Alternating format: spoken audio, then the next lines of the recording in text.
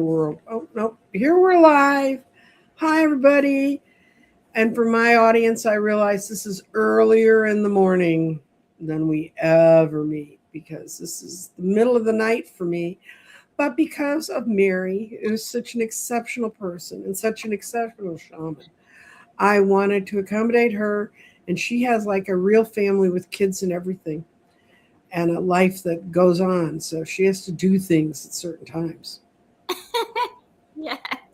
If you like to introduce yourself, Mary, to my audience that doesn't know who you are. Hey, everybody. I am Mary Colozzo, and I am the teacher and founder at Earth and Star Spiritual Wellness Center. So, over where we are is on the East Coast, and that's why it's a little earlier than Nancy Jean, anyways.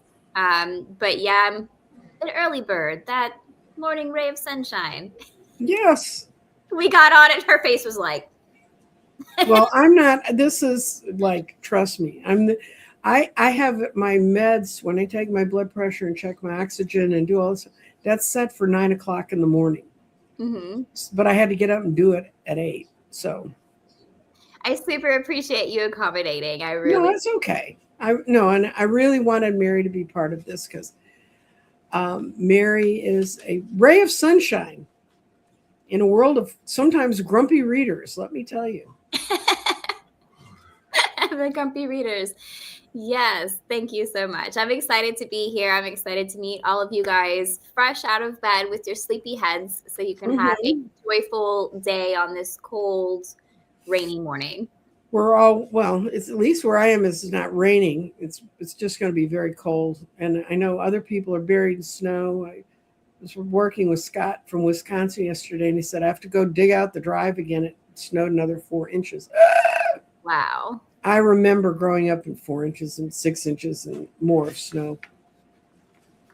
Not me. I'm a Florida girl originally, so I remember one snow in Florida when I was a kid, and other than that, I don't like it.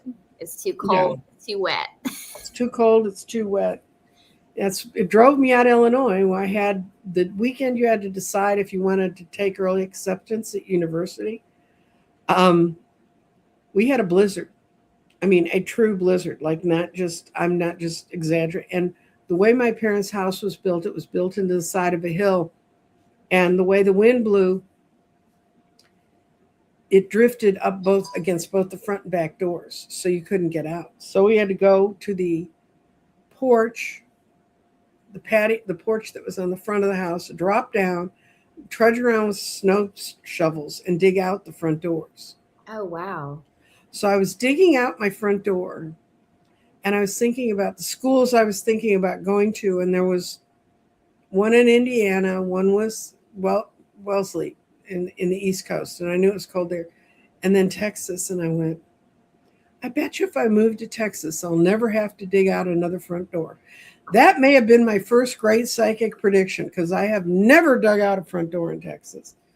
But of course, no one warned me about the fact it gets to be 106 outside. So we all pick our poison. I like that. Anyway, we're here to interview Mary, who just shows up and says, "What are we doing?" Oh, we're getting an interview.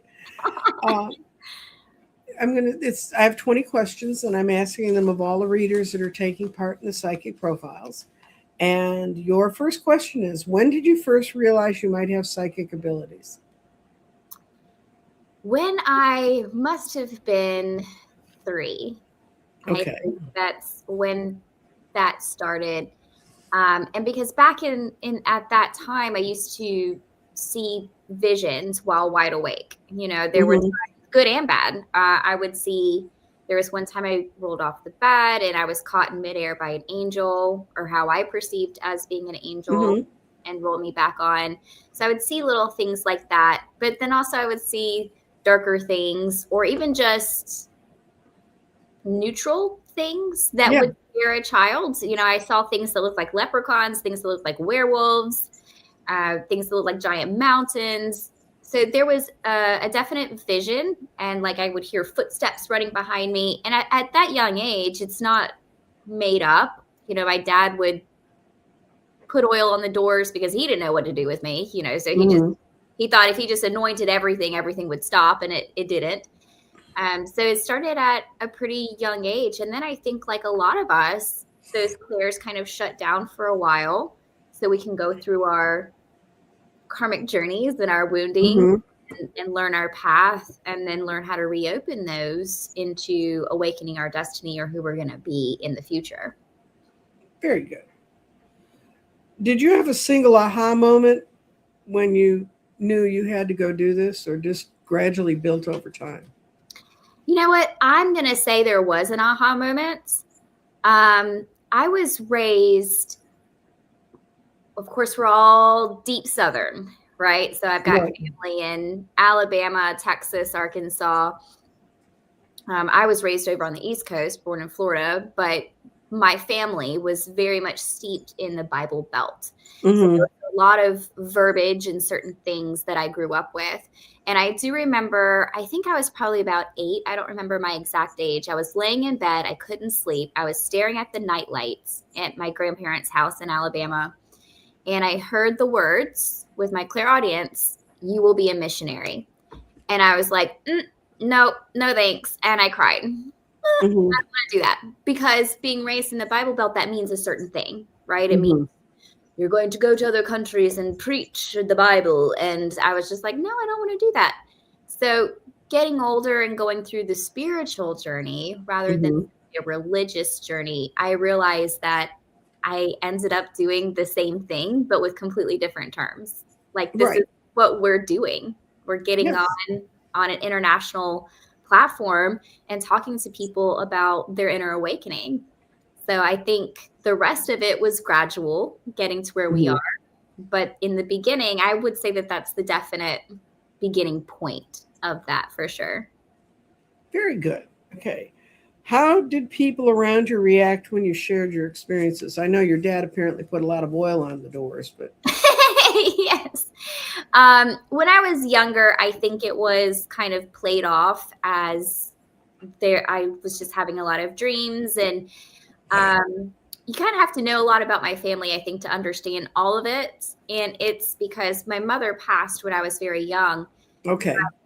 She was a seer, she had Oh, prophetic dreams. And so without connection to her or her side of the family, there was a disconnect with my own gifts. And right. when I would share my gifts, it was, oh, you're just dreaming, or that's not real, or you're very imaginative. Until the reawakening when I got older. And that goes both ways. Some people think it's of the devil, and some people think it's really cool and think that it's like just something to a sideshow, kind of thing. And then Right. some people really respect it and use that. So it's a pretty mixed bag where I am, which is fine. That's fine. I mean, and I think one of the things you talked about is I grew up in the North. I grew up in a very Catholic community. I wasn't Catholic, but when you grow up in a very Catholic community, you're almost Catholic whether you like it or not. And um, I had friends who had awful stories about nuns and things, and people telling them they couldn't do so. Some of the first people who told me I was gifted and that I could see were nuns.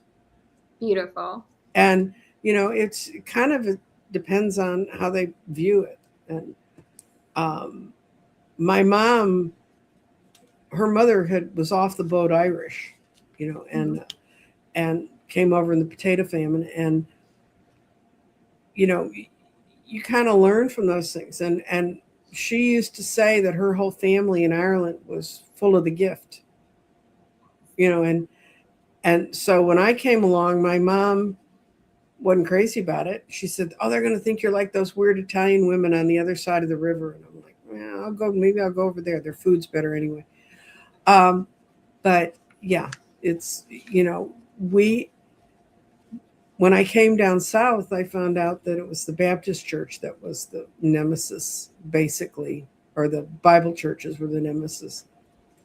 And I was never quiet. I mean, I've been loud since I was a kid. So, She said, I've always. That's how I like this. mhm, I think the Pentecostals in Florida were more open to spiritual gifts than mhm, the Baptists within the family. But you learn to pull on other parts of your family right. can, on my grandmother's side, further up, there was stories of having a Native American great-great-great-grandmother who used to read coffee grounds and tea leaves and things like that, herbs. That cannot be confirmed nor denied genetically, but those were stories that I grew up with. Those were little pieces of hope I could hold to, that this is something good, something I can use. And something I just didn't fall off the turnip truck unbeknownst. Right. Right. Did you seek training or did you explore your own path? Both. And I'm the type of person who I think that I really long for training. I try to train as much as possible. I've spent years training in certain lineages of shamanism. I trained in Druidry, and I still have years left in that. I've trained in all kinds of different arenas. So anytime I like to listen to myself first. If I have a spark or an interest, that shows me that I have some sort of passion, light code, or gift towards that thing. So then I try to find a teacher, someone who already knows about that thing. And sometimes Spirit grants me that teacher and says, here, train, learn about honor and lineage and ceremony, and do this in this way, and then grow it on your own. And sometimes Spirit says, nope, I want you to grow this completely on your own. I don't want any outside influence. I just want to download it in. So it kind of goes both ways. But either way, I have found to be true of myself that while I often long for formal training and offer formal training, Spirit only ever gives me a certain amount of formal training. Right. And then I'm meant to do my own thing with it and just be me with it. Yeah. I think that's important for people to understand. I know people who get caught up in the training cycle. Oh, yeah. I need the next class to get. The same thing happens in academics. They don't trust what their own instincts tell them. Which specific tools that were part of your early practice have held on and you're still using? A couple things come to mind. One from early childhood and one from my first-ish formal trainings. The one from childhood that is still holding on, and it might not be specifically a tool, but it's angel frequencies. I told you in the young years, the first things that I saw were angels and then just other beings.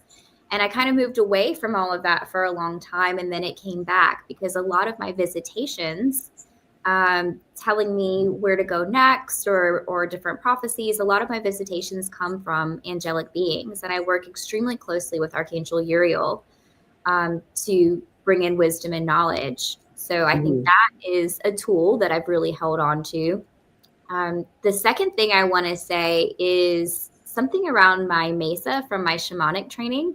You make this portable altar and you have all of your kuyas, or you have spirit allies, you have crystals encoded with your allies, and it holds your extra energy. So you can call on that when you need it and have allies when you need it.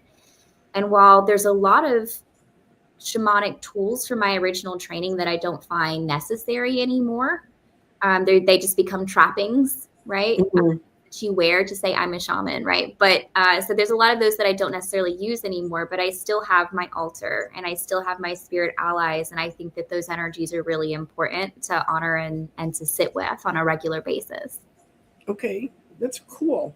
Okay, and did you have many mentors or teachers? I've had a handful. Yeah. So when you do as many trainings as what is available to us nowadays, because you can get online and take a 4 or 6 hour training on any modality that you think of. So in that respect, I've had a lot of teachers. There are main teachers who I think are sent to us. And so far I've had, I want to say like 3 of those who are just main big influences who I train with for multiple years at a time. What was the original question? Do I have them? It's did you have? So we're just trying to start. Yeah, absolutely. So and with these teachers, I like to think that you never outgrow your teachers, because teachers keep growing too. That's like saying one day I'll be as old as my big brother, and you never even when you reach the same age your big brother was when you said that. But there are times when you move away from those teachers to do your own thing, to be yourself, to create your own platforms. So I have had the honor of having a couple of really amazing teachers who still have an influence on my life from time to time, and who I just love and honor and cherish very deeply for the role that they played. Absolutely. What's the best advice they ever gave you? Pick one or two of them. Oh my gosh, I don't even know. I don't even know where to start with that. My mind is like blank. I have no idea. Honestly, I think that the biggest thing that I learned from my teachers is respect. That's not anything that they said, but you learn when working closely with teachers, because you have to learn things their way and take what they say to be fact, then learn how it works for you, and whether you really believe certain things or whether certain things resonate for you. But keeping that honor and respect of tradition and lineage as you're being taught is super important. And even after you're being taught, learning how to step away from teachers to do your own thing without having to find something wrong with your teacher. Right. Is important, because that's the thing people do. They think, oh, well, I'm not supposed to work with this person anymore. And so their ego creates a fight. Well, they're this or they're that, or they won't let me do this. And that's not real. That's our teenage rebellion. Yeah, you don't have to pick a fight to just do your own thing and to be who you are, while still honoring and respecting that lineage and those beliefs and where they came from. So I really strongly feel that honor and respect is the biggest thing I learned from all of my teachers. Yeah, I remember when I was first doing crystal grids, I had people saying, oh, I think I know how to do this. And they'd send me the most beautiful pictures of the grids they made out of stuff, that they had where they were. They didn't see it the same way. And I thought that was great. I loved it, to see people take an idea you had and then grow it in another direction, because we never see everything the same. It's beautiful. It really, really is. How did you learn to tell the difference between your psychic impressions and your imagination? That's a hard one. And I think that's a hard one because my main clair is not claircognizance. I think that's a bigger issue with people who have claircognizance, because they don't know how to separate their own thoughts from the thoughts that they just know. I think. Whereas most of my intuition comes in from clairvoyance, and then I have to open my other clairs. But let me dig deeper into that question, because it still is valid. It still works. So that would be like me having to decipher then between a dream that I've had that could be prophetic, or a dream that's just my mind taking the junk out. And I learned how to dig into that further by just sitting with my feelings. So when one clair reaches its max, switch to another clair, essentially. Because I can have dreams about one thing and one person. And if I were to just hold to that, I would wake up the next day and think, oh, well, this person, there's something wrong with this person, right? But I learned to sit with it the next morning, being quiet, not focusing on the dream itself, but how I feel after the dream and the thoughts that I'm telling myself after the dream. And that's really what the dream is trying to bring up in me. It's trying to something. And so quite often I find that these are just dreams trying to help me process things out of my energy. Information. And then sometimes it's like no, this is important. This is a message. This is a vision. This is a word. This is a teaching. And so paying attention to the after waves in my body and switching between the clairs has really helped me be able to journal that stuff out and put it out there.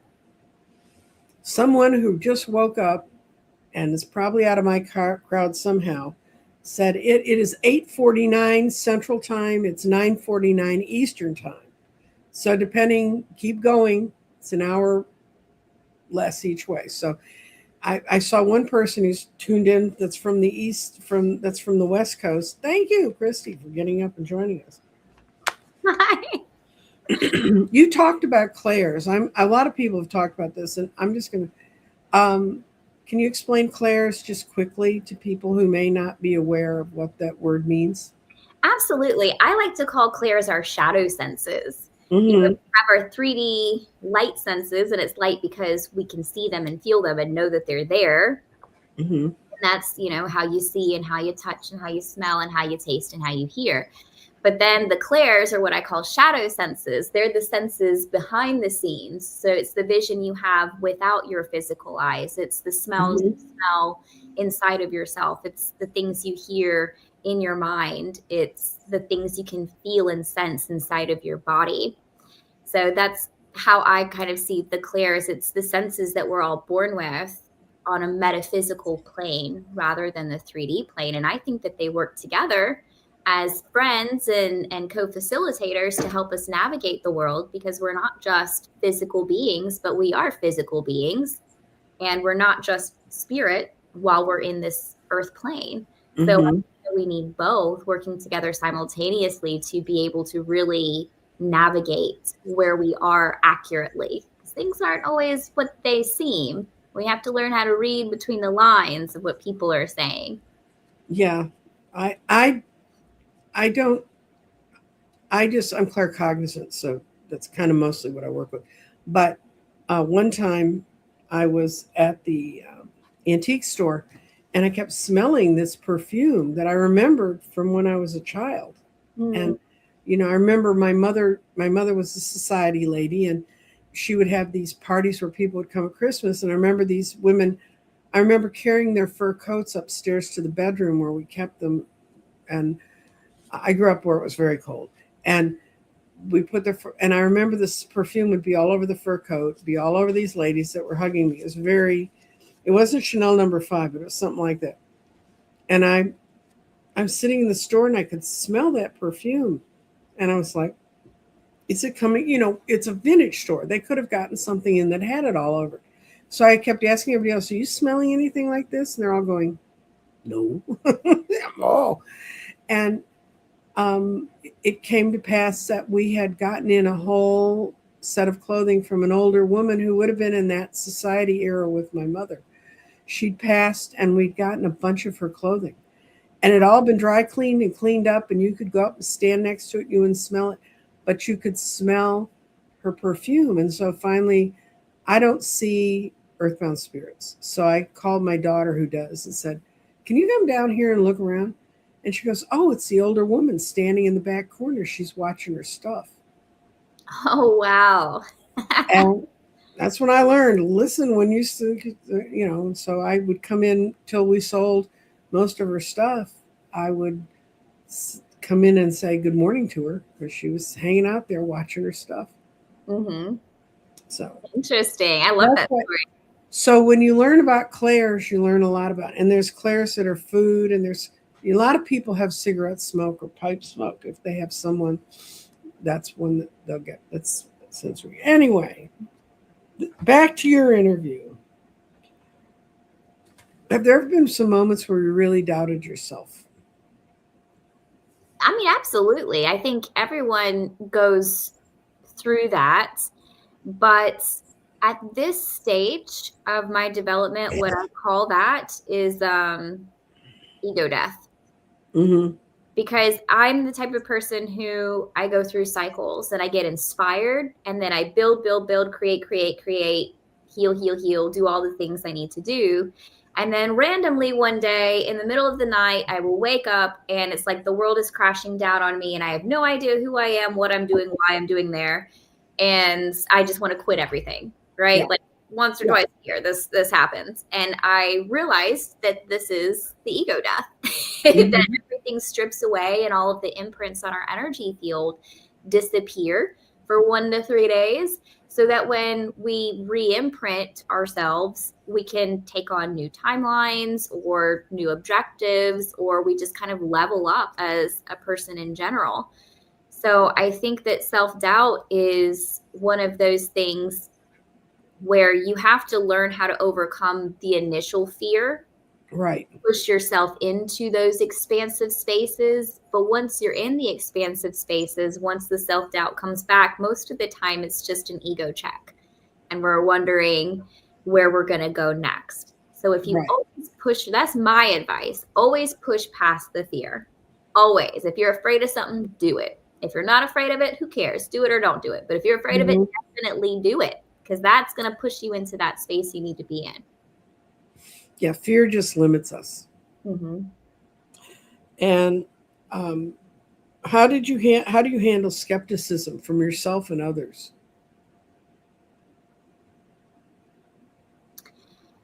I don't have very much tolerance for it, if I'm being honest. That's fine. That's how you handle it. I just don't. I think someone called me on the phone one time and they were wanting to come to my shop and wanting the services, and they said, but they tested me. They said, but just so I know you're real, like, what's the name of the street sign I'm sitting under, so I know you're a real psychic? And I said, ma'am, I'm not playing your games. And I hung up. Like, I have zero tolerance for it, really.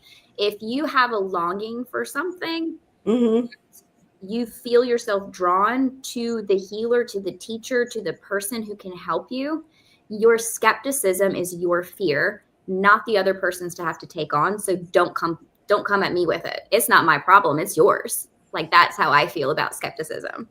So when someone comes to me like that, it irritates me sometimes, just because I feel like it's a waste of my time.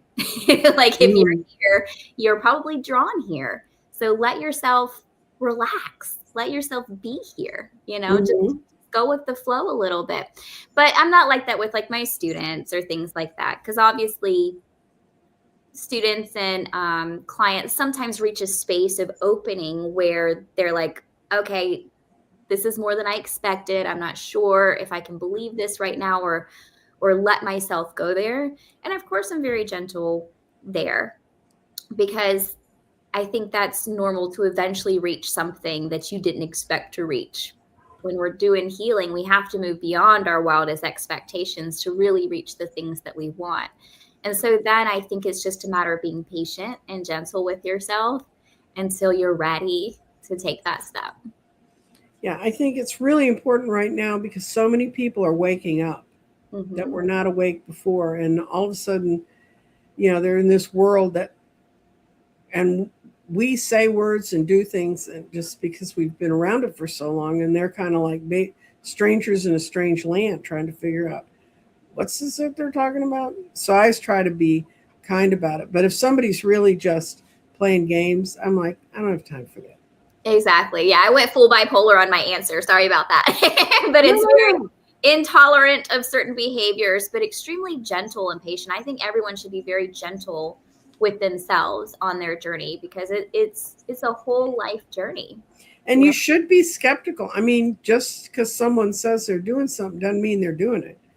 And discernment. And when you're in the middle of trying to figure out all these things that are waking up around you, it's kind of discernment is very important. Absolutely. Yeah. And have your abilities gone through weak and strong phases? You talked a little bit about that, about you have. So we've covered that one. And how do you protect your own energy? There's a lot of different ways. I protect it by keeping it cleansed.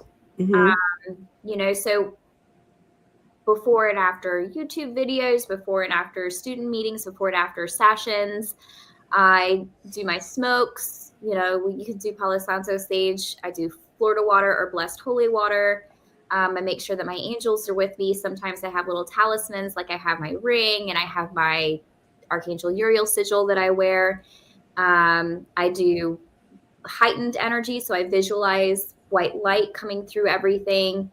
The biggest things I think you can use, besides all of these little things to help clear, so that's all clearing stuff essentially, is your healing work. I think your personal healing work keeps your vibration high enough that when things come and go, they can kind of bounce out or move off, rather than you feeling attacked and like they're trying to get in. From our own negativity and low vibrations. So just doing the inner work. And then I'd add a third thing to that as well, which is caring for the physical body. If you have a low vibration in your physical body, it's going to be that much harder to have a high vibration in your energetic body. So every so often I go through, like today, I'm on the third day of a juice cleanse, because every now and then you have to kind of break the cycle between the gut and the minds. Mm-hmm. Get rid of all of the things influencing you. People don't really realize how influenced they are by sugars or by caffeine or things like Mm-hmm. that. So I'm not saying don't eat them. I love sugar. I'm a chocolate gal. I'm a wine gal. I'm a decadent kind of person. Give me the triple cheeseburger, because that's Mm-hmm. what I want. But I know every so often I also need to break that, do a cleanse, take care of my body in order to, because that's my foundation, to keep Right. everything else high vibrating. Okay. And do you have any go-to rituals on a daily basis? I really am a fan of chanting.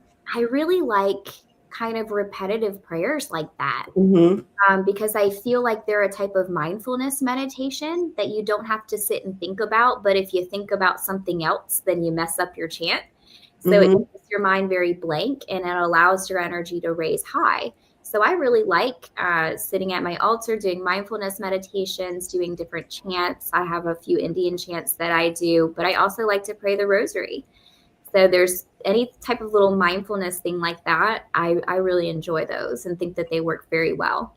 Good. Okay.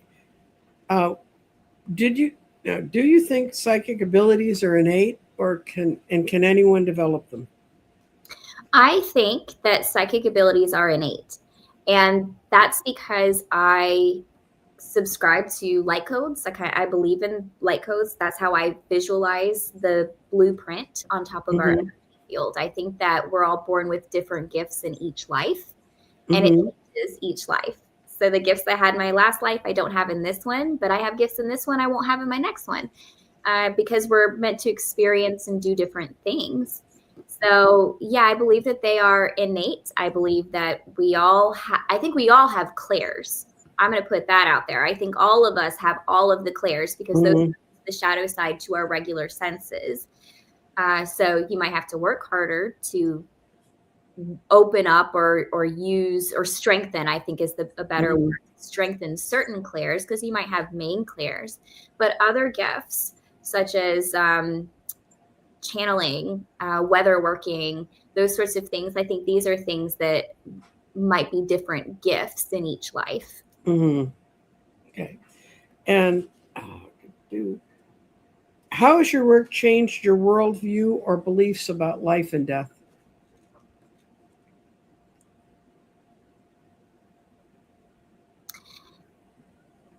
That's a good question. And what came to my mind was something kind of different. So I was trying to correlate the answers for you. I have always been the type of person who romanticized death.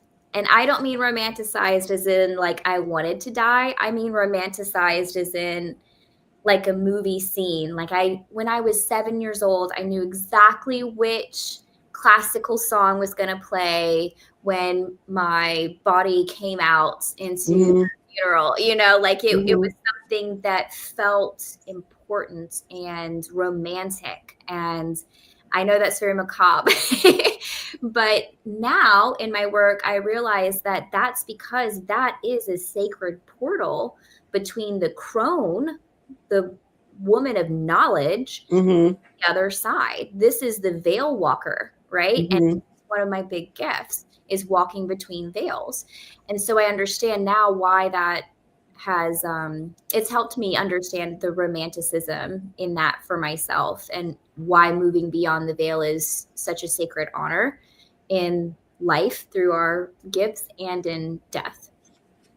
Okay. And then, because as a child, I did not romanticize death. I was absolutely terrified of it. So, Oh. I didn't get nice classical music. I learned to understand it sort of doesn't exist the way I was told it was. Well, what came to me though when you asked was that I used to be afraid of the moon. When I was little, being out in the night under the moon terrified me. It wasn't death that terrified me, it was the moon. Oh, really? Yes, it was the moon. And so doing this work has actually helped me have a whole new relationship with that, because the moon is our feminine nature. It's our shadow sides. It always just made me feel lost when I was little. But as I created this relationship with my inner mother, with my inner maiden, with my inner crone, with my feminine nature, with my darkness within, now I have a beautiful relationship with the moon, and I don't feel so lost under the night sky anymore. I just kind of feel cold or wild or sleepy, whichever one is normal. Okay, your moon was sort of like my death. So we Yeah. all have those things. We all have those shadowy meanings in our life. One is the most powerful reading that you, or one of the more powerful readings you've done, and can you explain it in such a way to not sell someone's secrets out, but how you got into it, what happened from the reading, however you want to view it being powerful. So one of the more powerful, I'm going to say this without getting into it deeply, because all readings can be very powerful for people individually. But there was one reading that I had with someone in particular where, for whatever reason, while I was reading her, I saw an apocalyptic vision. And it is a prophecy. And I receive a lot of prophecies. I receive a lot of future visions for people specifically as pertaining to their personal timeline. But this is a prophecy that I've been given that's like 15, 17 years in the making. And I'm seeing a lot of it play out in the politics right now. Oh, okay. So I'm not going to go super into it, because I'm actually going to record that video today and have that one going up sometime in December. So people will be able to hear what that prophecy is. But that one's been very powerful in my personal roles and things that I need to do, in how we shine the light over the world, how we fight for world peace. That one's been a really big one. Okay. So if people wanted to see you or wanted to follow you, how would they reach you? So on YouTube, we're at Earth and Star Wellness. So that's EarthAndStarWellness, Earth and Star Wellness. That's on YouTube, but also our website is earthandstarwellness.com. Okay. I forgot to put that in my notes this morning, so I'm going to fix it for you now so you can scroll across the bottom. Good, because if you're going to have a show like that, people listening to this are going to want to go find that. Yeah, it's important. So I've been sitting with it, and I've actually been sitting on that prophecy for almost a year now, and haven't put it out there because I didn't feel like it was time. I felt like people were too afraid with the things that were going on, but it just feels like it's time now, and it keeps coming up. So I'm gonna record this right after this and put it out in the next couple of weeks. Okay, there's her Earth and Star Wellness. Thank you. YouTube and her site. Okay, and then how do you deliver sensitive messages? If you're getting a message from someone and it's really, really sensitive, do you have sort of a way you filter it out and sort it out before you go into it with someone? Like in a personal session? Yeah. I think that sometimes I argue with the guides. I'm like, are you sure you want me to say that? Like, I don't want to say that. But if I'm really being pushed, one, I kind of just give a disclaimer. Like, okay, so this is something that's coming through. Just let them know. I try to be as gentle as possible when I give sensitive messages. But at the same time, I try to stick with the facts, because I find what makes a sensitive message worse is when I try to interpret it and then put my own spin on it because I think it'll make it better for them. So I try to just say, give them the disclaimer. This is what's coming through. It's a sensitive message. Do you want to hear it? Yes. Then this is the exact message that came through, and let them kind of sit with it. But then I can be a nurturer to help them process and to sit with them while they process that message and how to apply it. Okay. And what advice would you give someone who's just starting to explore their gifts? Oh, don't doubt yourself. I think the biggest thing that I want to say young readers come into, and that's just meaning people who are just starting to open their gifts, what they come into is that self-doubt thing that you were talking about, Nancy. It's just this, I don't know what I'm doing. I'm not as good at, and don't compare yourself to other people. We join these like psychic groups and then we're like, oh, well, they do like this and they have visions and I'm not as good as them. And those are the biggest things that I see as an issue with growing your gifts is self-comparison and self-doubt. So like, can you imagine where everyone would be if nobody compared themselves to other people and nobody doubted themselves? They just said what they needed to say. Exactly. Like everyone would just be floating off in space somewhere, all happy as can be. Any daily habits or exercises you recommend? I recommend sitting in love and or joy on a daily basis. We talked a bit about like the chanting and the altar work. Grounding is a big thing that comes to mind. But the reality is that each and every day, we don't always have time to sit at an altar. We're not always living in a place where we can take walks in nature. And so if there's one tiny thing that we can apply every single day, it'll be being able to come into the heart space for just a few moments, for just a minute. And that doesn't always for everybody look like a gratefulness exercise. It just feels like being able to drop into your heart and open that space to be in love, to be in a space of love, to be loving of yourself, to be loving of your body, to be loving of your home, just to be in love for a few minutes each day. Mm-hmm. And how can someone find a trustworthy psychic or community to work with? You have so many good questions. You act like you've been doing this a real long time or something. Yeah. That's a good one.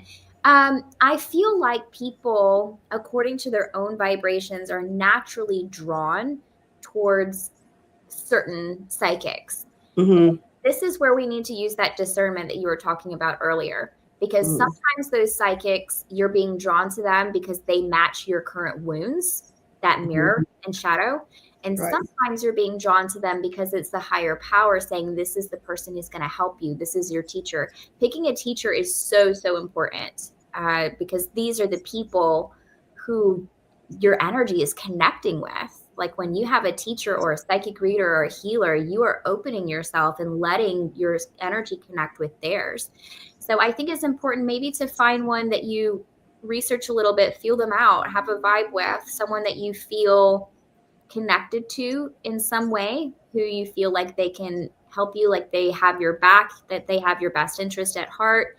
Because some psychics and healers are out there being psychics and healers just because it makes them feel important, not because their intention and mission is to change the world, to have world peace, to bring healing. So I think sometimes the mission and understanding why they do what they do could be important. Yeah, and I think, and understand, you'll run into people and you say, oh, they open my eyes and they teach you a lot.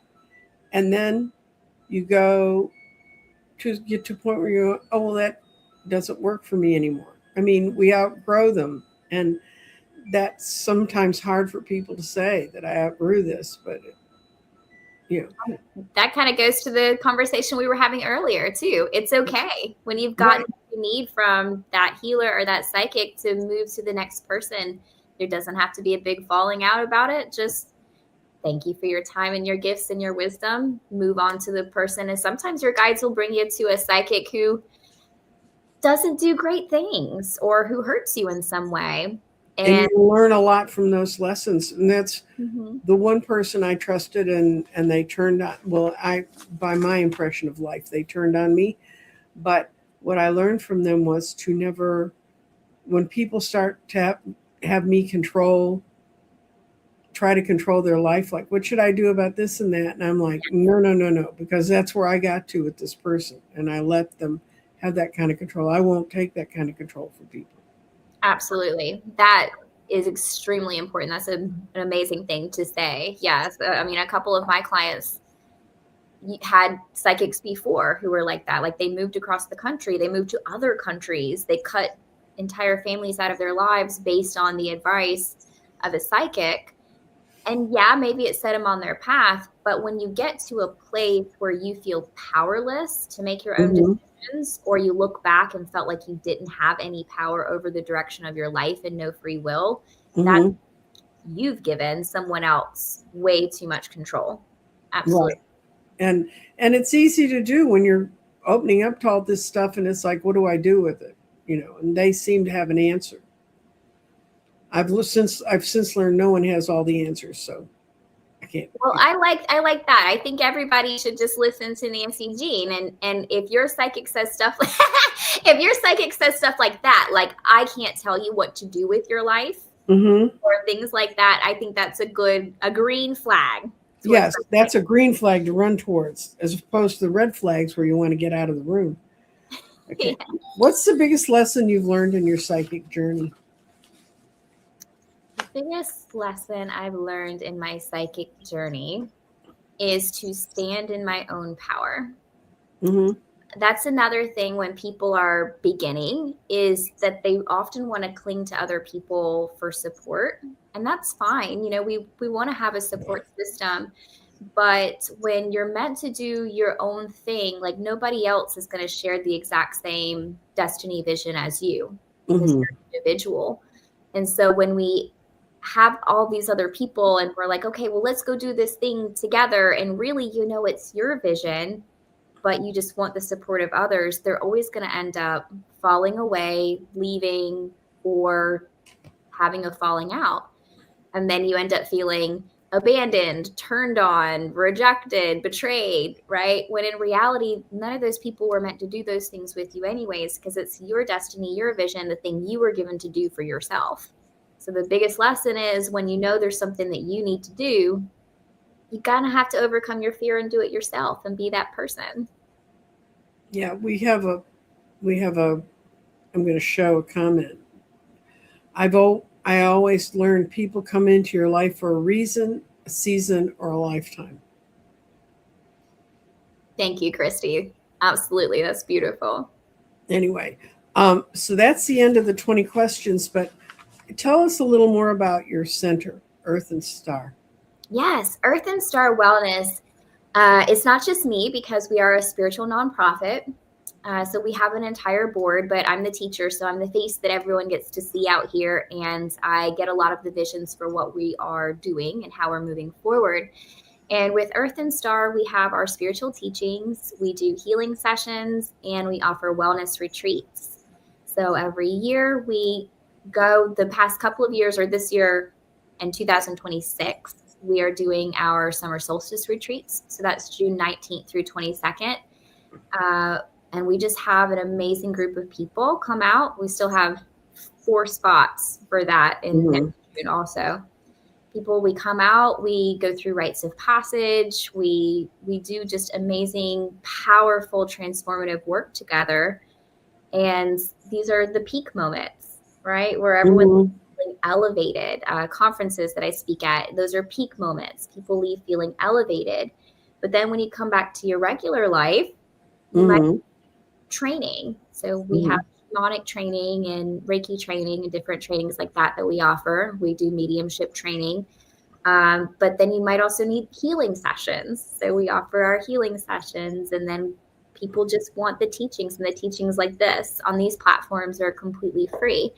So we just want to cater to the whole person and all of those needs in the low moments and in the peak moments, to help people really sit back in their bodies and understand that you are the soul in this body, and how to best navigate what you're here for, who you're meant to be, what you're meant to do.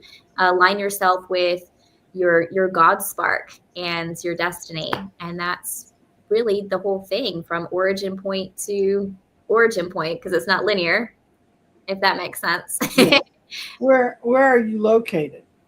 We're on the East Coast. So while I teach from South Carolina, our retreats last year and next year are going to be in North Carolina. And then from there we might branch out and do something a little bit different.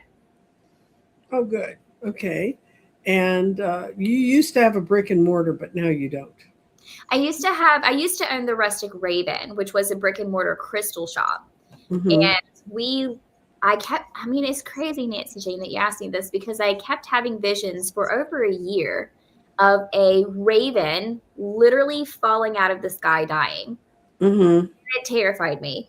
But I realized what Spirit was asking me to do was to close the shop because it was taking up so much of my time. Mm-hmm. Use that time to facilitate wellness retreats, because that's what I personally was being asked to do. That's what Spirit was telling me people need right now. People need more peak moments. People need more support. People need to know what that feels like in that space. Whereas while it was a beautiful shop for the community, it was stopping you from completing your mission. And you can buy crystals anywhere. I was being asked to move into something that only I could create, versus this shop. And that was kind of a big thing because it was the only one in our community. So that was a really big decision for me to have to make. But when I closed, it was interesting because somebody said that there was a quote by Nanny McPhee, of all things. It's like a movie. Mm-hmm. Have you seen that movie, Nanny McPhee? I've never seen it, so I didn't know this quote. But they said, essentially, they were talking to me and they said, I understand that you feel bad right now about having to close this shop because it was the only space here. But when people need you but don't want you is when you're present. And when they don't need you but want you is when you'll have to go. Mm-hmm. I felt that deeply. Yeah. Agreed. We go where we're needed. Okay, so what sort of services do you put out? Do you have?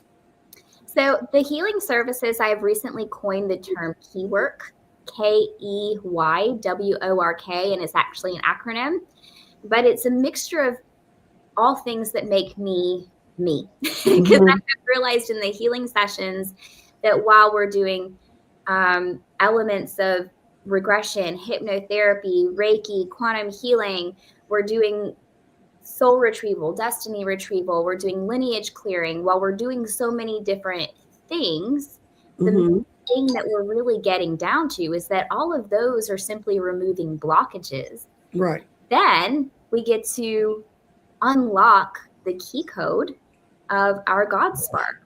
And then that's the big thing that everyone really wants to get to. So all of my sessions are called Keywork. I have 2-hour sessions, 1-hour sessions, or 30-minute coaching calls.